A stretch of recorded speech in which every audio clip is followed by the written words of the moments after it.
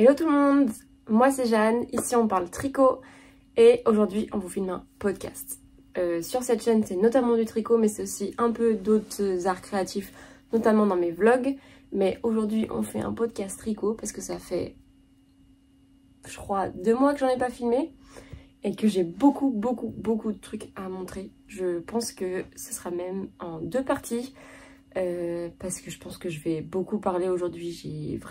J'ai 1, 2, 3, 4, 5, 6, 7, 8, 9, 10 objets en cours ou finis, plus des acquisitions et des envies et des petits accessoires. Donc je vous conseille de prendre un petit truc à boire comme je me suis fait. Je me suis fait un petit café glacé dans ma tasse Mundal of Good parce qu'on est le 31 août et que demain c'est la rentrée à Poudlard. Voilà.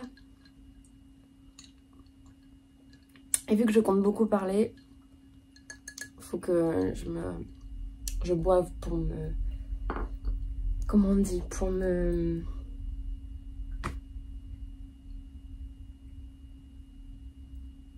ma gorge, pour ma voix. Je ne sais pas comment le dire autrement. Si vous vous demandez pourquoi j'ai qu'une seule boucle d'oreille, c'est parce que j'ai oublié de mettre des boucles d'oreilles sur mes 2 oreilles. Donc voilà, il n'y a que mon deuxième trou qui a une boucle d'oreille. Bref, commençons. Donc déjà, bienvenue. Merci d'être là. Je vois que vous êtes de plus en plus nombreux. Pour ceux qui ne me connaissent pas, du coup moi c'est Jeanne, j'ai 25 ans. Et je tricote depuis que je suis toute petite. C'est ma maman qui m'a appris à tricoter. Et récemment, je me suis remis au tricot, en fait, juste après le confinement, quand on était en confinement, deuxième confinement, je crois, à peu près. Où en fait, j'étais coincée à la maison et donc il fallait que je trouve une activité. Et je me suis dit, bah écoute, tu sais déjà la base du tricot, pourquoi pas essayer d'avancer et de t'améliorer en fait en tricot. Et à ce moment-là, j'ai trouvé le compte de Petite Knit qui venait de commencer, ça faisait 1 ou 2 ans qu'elle était sur Instagram. Et de là, s'en est suivi 4 ans ou 5 ans peut-être maintenant de tricot non-stop. Je peux tricoter jusqu'à 10 heures par jour. Voilà, un jour je tricotais 10 heures, 12 heures. Donc, petit podcast. D'abord, on va parler de ce que je porte. Aujourd'hui, c'est le cardigan number 8 de My Favorite Thing Knitwear. Toujours un enfer à dire. Que j'ai tricoté en Drops Air. La couleur, c'était donc celle-là. C'est le coloris 6, gris anthracite, je crois, ou un truc comme ça. Que j'avais fait, je sais plus la taille. En général, moi, ce que je fais en taille, c'est toujours les tailles au-dessus, pas celles qui me correspondent, parce que je porte toujours tout oversize. J'aime beaucoup tout ce qui est baggy, donc sur cette chaîne, il y a beaucoup de trucs baggy en général, ou oversize. J'ai parlé de ce cardigan dans mon tout premier podcast, qui était en janvier dernier. Voilà, donc j'avais plein de trucs à dire dessus, notamment sur la laine, sur le choix de laine que j'ai fait, le fait de ne pas la doubler avec du mohair et du coup ça s'est beaucoup étiré, le fait d'avoir choisi de ne pas faire de diminution pour les manches alors que j'aurais dû. Et voilà, donc si vous voulez avoir plus d'infos sur ce cardigan, je vous invite à regarder le premier podcast de ma chaîne. Et c'est tout pour aujourd'hui. Donc j'ai, comme je vous l'ai dit, 1, 2, 3, 4, 5 objets finis.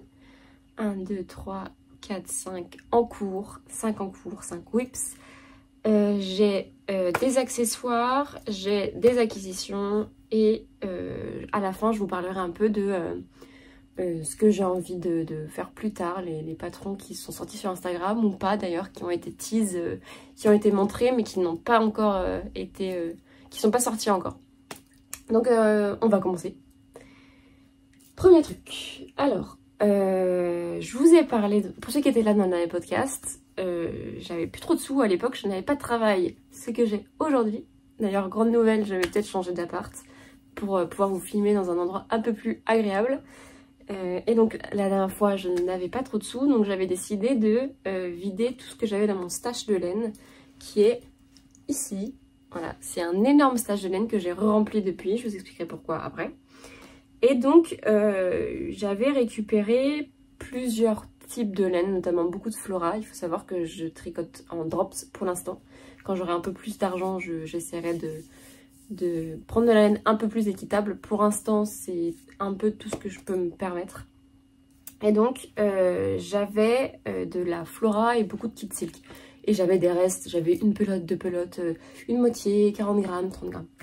Et donc le Oslo Hat, dont je vais vous parler aujourd'hui de Petite Knit, c'est un Oslo Hat que j'ai fait du coup fin juin et que j'ai terminé. Voilà, c'est le 7e Oslo Hat que je fais, que j'ai tricoté donc en Kid Silk de Drops et en Flora de Drops, couleur gris clair. Je n'ai plus les étiquettes, je ne saurais pas vous dire le numéro de la couleur, mais en tout cas les couleurs c'était gris clair et je pense que le mohair c'était un gris perle ou quelque chose comme ça, ou craie, je sais plus.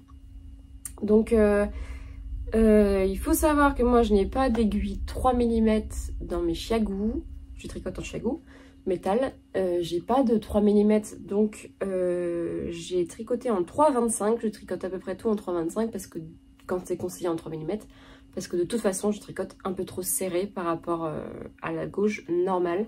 Donc ça c'est un patron accessible aux débutants. Quand j'apprends aux gens à tricoter, c'est ce que je conseille après avoir réussi à faire une gauche ou un swatch.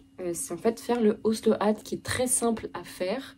Je ne vais pas vous révéler comment le faire pour ceux qui ne le connaissent pas, pour ceux qui tricotent déjà, je pense que vous le connaissez bien. C'est donc un tricot circulaire où on commence par monter les mailles en rond, tricoter en fait le revers en double qu'on vient ensuite replier et ensuite on termine par une couronne avec des diminutions. Voilà, c'est très simple à faire, je le conseille vraiment. J'ai fait la taille M. Je ne vais pas vous le mettre. Enfin, est-ce que je peux vous le mettre? Voilà à quoi il ressemble. Moi je le trouve trop beau. Pour l'instant on n'est pas encore fait pour moi. Ça dans l'idéal, et je peux le dire parce que je sais que la plupart des gens de ma famille ne regardent pas mes podcasts, c'est un cadeau de Noël. Je ne vais pas dire pour qui au cas où, mais en tout cas c'est un cadeau de Noël. Je me recoiffe rapidement. Donc c'est un cadeau de Noël. Je vais taire le nom de la personne à qui je vais l'offrir. Comme ça, je me prépare déjà à pouvoir offrir les tricots pour Noël et de ne pas avoir à le faire comme d'habitude 2 semaines avant Noël parce que c'est le stress total. Donc au moins là, je me prépare et ce sera bon. Qu'est-ce que j'ai à dire à part ça? Il est bloqué. Franchement non, ce patron il est super. Si vous voulez voir les autres que j'ai fait, n'hésitez pas, je mets dans ma légende en fait mon compte Ravelry. Sur lequel il y a la plupart de mes tricots. Je pense qu'il n'est pas à jour, il faudrait que je le mette à jour, mais en tout cas, celui-ci y est. Et puisque beaucoup de personnes ont déjà parlé du Oslo Hat, je vais passer au projet suivant. Un patron de Petite Knit. Ça, c'est aussi un objet dont j'ai parlé dans le dernier podcast que je n'avais pas fini. Il me restait à l'époque un tout petit peu de ma manche où j'avais essayé de le finir pour le podcast et au final je n'avais pas réussi. Mais je vous en reparle aujourd'hui. Alors, ce projet c'est un festival sweater pour bébé que j'ai tricoté en 1 an et demi, 1 an, je ne sais plus. Je ne sais plus parce que j'ai commencé ce pull il y a 2 ans. Quand je suis partie en vacances, juste après la fin de mes études, je suis partie 2 semaines en Espagne avec mes copains. Et j'avais emmené ce projet qui m'a franchement saoulée parce que en fait il n'y a rien d'amusant dans ce patron. Je l'avais déjà fait une première fois 6 mois avant. Sur celui-ci j'avais décidé de ne pas faire en fait les bubbles. Sur le patron il y a des petites bubbles, j'essaierai de vous le mettre là. Et en fait les bubbles c'est trop chiant à tricoter. Et du coup j'avais décidé de ne pas le faire. Sauf que ça m'avait créé des trous avec mes augmentations. Donc là j'ai rajouté avec une aiguille, en fait j'ai cousu pour que ça fasse des traits. Est-ce que j'aime, est-ce que j'aime pas, je sais pas. Je le trouvais un peu difforme. Là il est bloqué, hein, faut savoir qu'il est bloqué. Je le trouve un peu difforme, notamment au niveau des manches. Je trouve pas ça très joli. C'est un coton de chez Søstrene que j'ai utilisé. Il est agréable, il se tricote bien maintenant. Je pense pas que ce soit un coton super, notamment la façon dont il est créé. Je suis pas sûre que ce soit très équitable. Mais voilà, il est pas nul, il est pas incroyable. C'est un joli petit pull que j'offrirai peut-être un jour à un bébé. Peut-être à ma petite nièce, on verra. Voilà, notamment, enfin, je fais des petites erreurs comme là. Mais c'était il y a 2 ans, donc forcément, j'avais pas du tout le même niveau de tricot par rapport à aujourd'hui. Donc, plutôt satisfaite, mais voilà, rien de...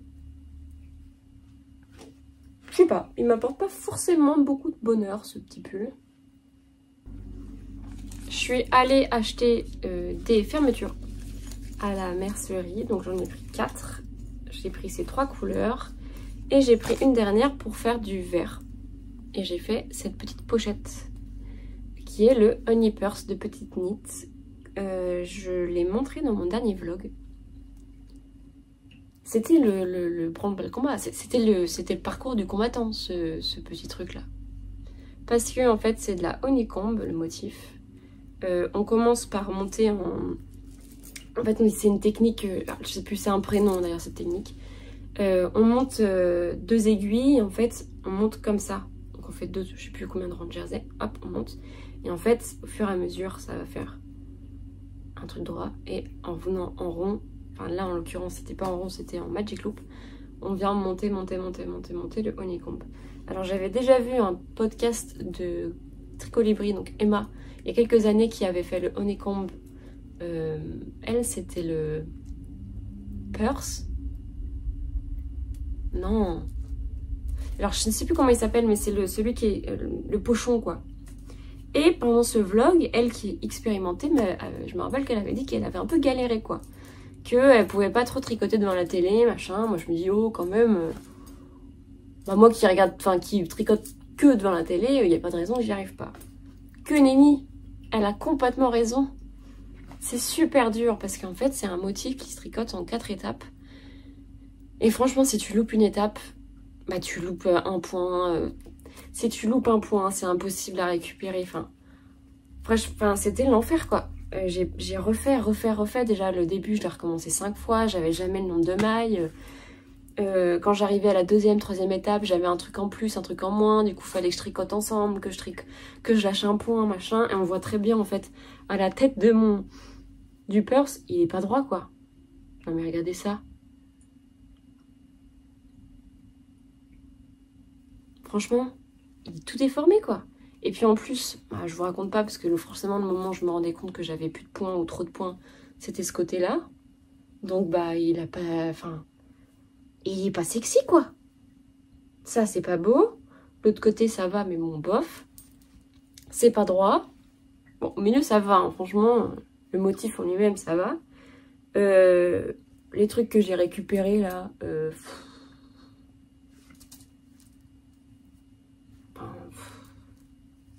Sérieux quoi.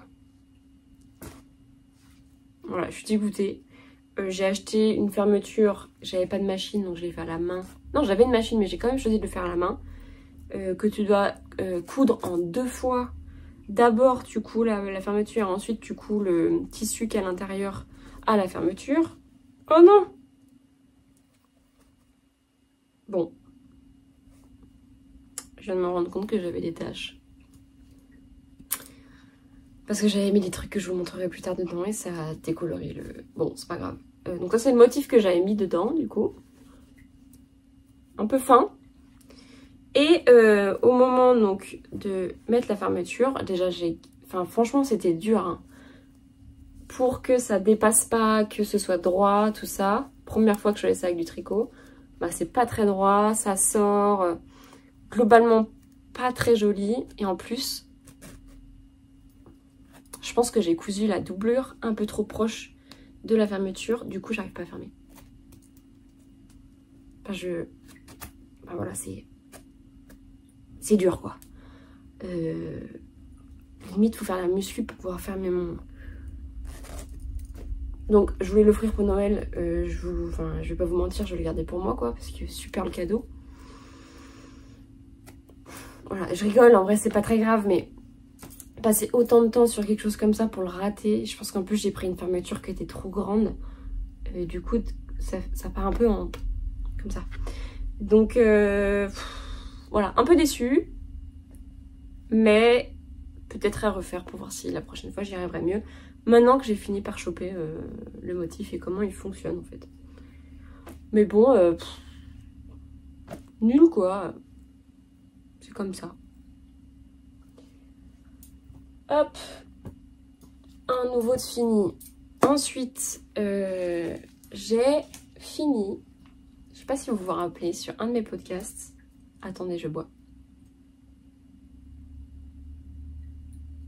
C'est dur de parler pendant autant de temps.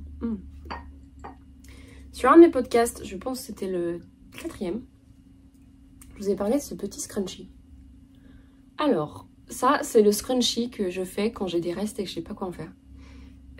C'est un scrunchie que je... En fait, je tricote en rond. Je tricote. J'atteins une grosse taille, parce que je quittais pas dans mes cheveux. Et ensuite, je reviens. Je tricote ensemble. Je mets le scrunchie. Et après, je viens ajouter mes petits accessoires. Là, en l'occurrence, j'avais fait une petite doublure en rose fluo. Et mon petit nœud rose fluo. Et après, en fait, ça vient se mettre hop comme ça. Et du coup, ça dépasse du chouchou. Et je suis complètement fan. Je trouve ça trop joli. Et donc, j'en ai fait un deuxième. Ça, c'était le premier. C'est le rose. Et je vous avais parlé du vert que j'avais jamais fini. Qui est celui-là. Super, non?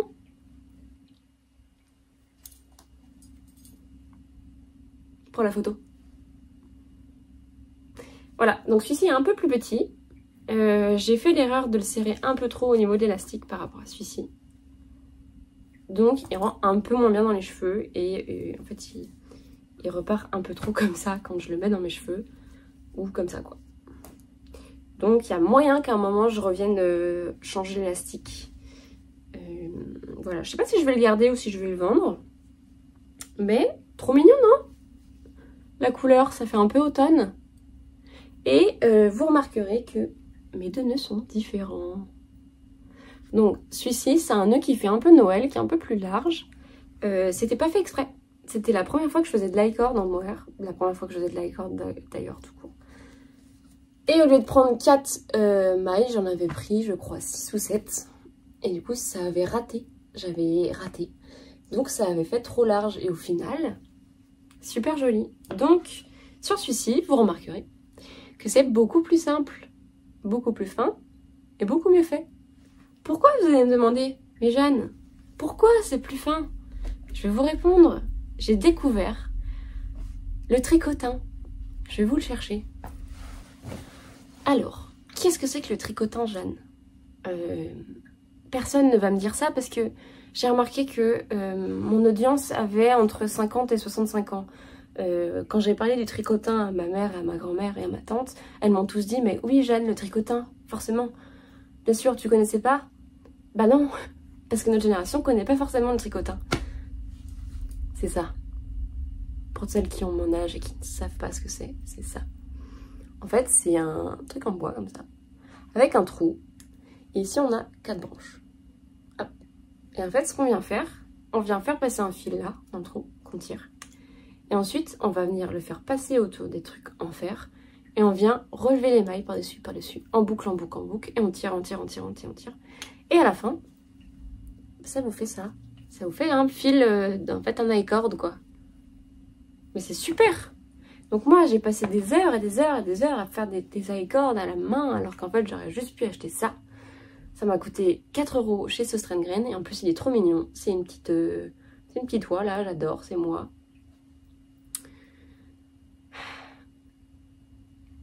Vous avez le droit de vous foutre de moi, hein, franchement. Ma mère s'est foutue de moi, alors. Bon, ça, super découverte, et ma copine me dit qu'apparemment, ça existe aussi avec encore plus de petits trucs en métal comme ça pour faire les tricotins à plus de mailles. Donc c'est avec ça que j'ai fait mon super nœud. Voilà, donc je suis trop contente. Et je me demande si, est-ce que un patron de ça, que je vendrais très peu cher parce que c'est un accessoire et que c'est franchement pas compliqué, ça vous intéresserait pour mon Etsy? Première question, donc n'hésitez pas à me mettre en commentaire si ça vous intéresserait. J'adore lire vos commentaires, donc allez-y, laissez-en plein, en plus ça m'aide. Ça aide la chaîne. Donc là j'ai décidé que chaque reste que j'allais avoir, en fait, je vais faire ça. Parce que je les mets tout le temps. Dès que je mets une petite tenue et que je sais pas quoi mettre en accessoire, je mets ça et pim, j'ai des compliments. C'est trop bien. Tout le monde me fait des compliments sur ces petits trucs. Et en plus, j'ai le bonheur de pouvoir leur dire, oui, c'est moi qui le fais, j'ai passé tant de temps dessus. Trop fière, quoi. Le bonheur d'une tricoteuse, c'est que les gens remarquent qu'elle a un truc fait main sur elle. Le prochain donc, que je vais faire avec cette laine-là. Qui est la reste de Frida. Et j'aimerais aussi pouvoir en faire des unis, genre un rouge pétant, un blanc, un noir, voilà.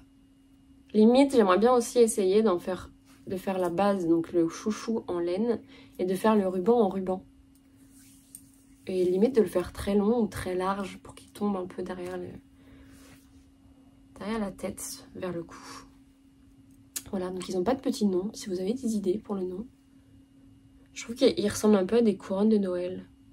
Donc peut-être qu'il faudrait que je trouve un nom qui est en rapport avec ça. Pourquoi pas. Voilà. Ensuite, donc ça c'est les projets finis. Et on est à 30 minutes. Donc je pense que ce que je vais faire, c'est que je vais vous faire 3 projets en cours en plus. Et qu'ensuite je vous ferai la fin des projets en cours et je vous ferai les accessoires, les acquisitions et les envies. Je pense que je vais faire ça. C'est la Jeanne du futur qui est en train de monter ce vlog et qui s'est rendu compte qu'elle avait oublié de dire au revoir à la fin de la vidéo. J'ai bien décidé de diviser la vidéo en 2 parce que ça me fait sinon beaucoup de temps de montage et c'est très lourd à uploader. Donc n'hésitez pas surtout à me laisser un petit commentaire à la fin de la vidéo, c'est toujours apprécié. En plus ça m'aide vachement vis-à-vis de YouTube pour être reconnu et proposer à d'autres tricoteurs en herbe. Je vous invite aussi à laisser un petit emoji si vous avez regardé jusqu'à la fin de cette première partie. On pourrait se dire un petit poisson par exemple. Et bien sûr, vous pouvez aimer la vidéo, vous abonner, mettre la petite sonnette pour être au courant de quand je poste une vidéo. Et je vous fais de gros bisous et merci encore d'avoir regardé cette vidéo. Et je vous laisse avec la deuxième partie. Bye!